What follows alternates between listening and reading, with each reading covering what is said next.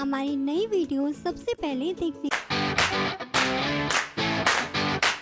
Hello everyone, welcome to my channel education point. मैं हूँ आपकी दोस्त सपना। दोस्तों, पिछले वीडियो में हमने बात की थी नेटो के बारे में, जो कि सैन्य सेवाएं प्रदान करता था अगर किसी मेंबर कंट्री में युद्ध होता था। लेकिन इस दौरान हमारी इमारतें, हमारी विरासतें, हमारी प्रकृति को बहुत नुकसान पहुंचता था। तो सवाल ये उठता है कि इन सब की सुरक्षा कौन करे। तो इन्हीं सबको ध्यान में रखते हुए एक नई ऑर्गेनाइजेशन बनाई गई जिसका नाम था यूनेस्को। और आज इस वीडियो में हम बात करेंगे यूनेस्को के बारे में कि यूनेस्को क्या है, इसे क्यों बनाया गया था और इसका काम क्या है। तो चलिए शुरू करते हैं हमारी आज की वीडियो। तो यूनेस्को का पूरा नाम क्या है?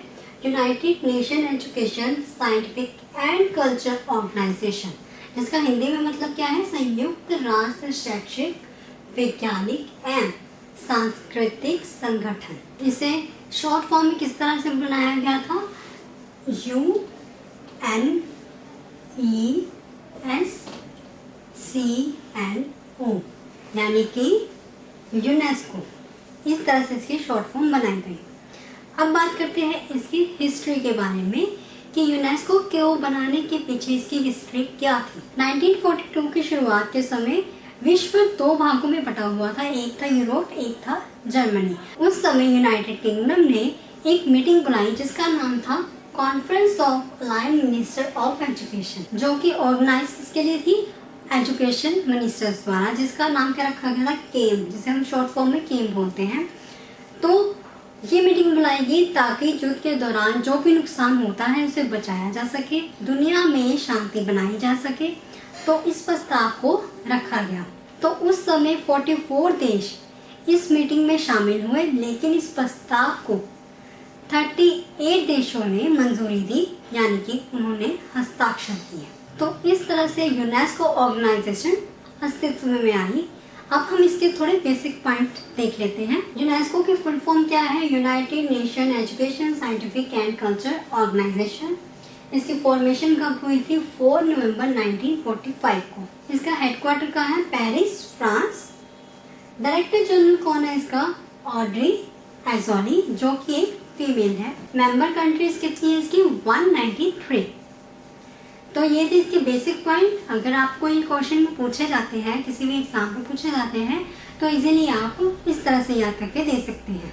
इसी के साथ यूनेस्को द्वारा कई सारे फेस्टिवल भी मनाए जाते हैं। For example international mothers day, international literacy day, teachers day and youth day.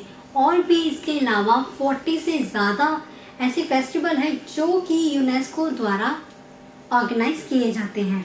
इसी के साथ यूनेस्को ने कई सारे इंस्टीट्यूट, कई सारे स्कूल्स को भी ओपन किया हुआ है, जिसका काम है कि अपनी विरासत को संभाल कर रखना और लोगों में एजुकेशन के लिए बढ़ावा देना।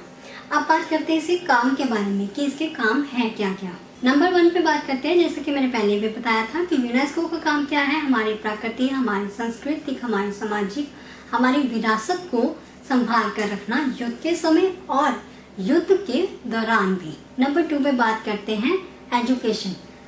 यूनेस्को का काम एजुकेशन को बढ़ाना है, लोगों में एजुकेशन की जागरूकता को बढ़ाना है। इसी के साथ यूनेस्को लिटरेसी डे को भी मनाती है और यूनेस्को ने कई सारे इंस्टीट्यूट, कई सारे कॉलेज, कई सारी यूनिवर्सिटी को भी ओपन किया हुआ है। नंबर 3 पे बात करते हैं कि यूनेस्को का काम सिर्फ विरासत को संभालना नहीं है, उसका काम ये भी है कि वो अलग अलग देशों में सुंदर इमारतों को देखे, उन्हें परखे और उसे यूनेस्को की लिस्ट में शामिल करें। यूनेस्को ऑर्गेनाइजेशन में 2 साल में एक बार मीटिंग होती है जिसमें वो सारे मुद्दों को क्लियर करते हैं, जो भी उनकी डिफिकल्टीज होती हैं, जो भी उनके प्रॉब्लम होते हैं, वो उसमें डिस्कस करते हैं। अब बात करते हैं कि इंडिया यूनेस्को का हिस्सा है या नहीं। जी हाँ, इंडिया यूनेस्को का हिस्सा है। और ये कब बना था?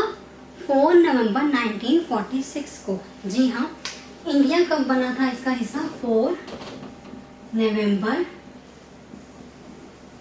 1946 को। 45 को इसकी स्थापना हुई थी और 1 साल के बाद ये भारत यूनेस्को का हिस्सा बना। तो दोस्तों, ये थी हमारी आज की वीडियो जिसमें हमने आपको यूनेस्को के बारे में बताया। अगर आपको ये वीडियो अच्छी लगी हो तो इसे लाइक करें, शेयर करें और इस चैनल को सब्सक्राइब करना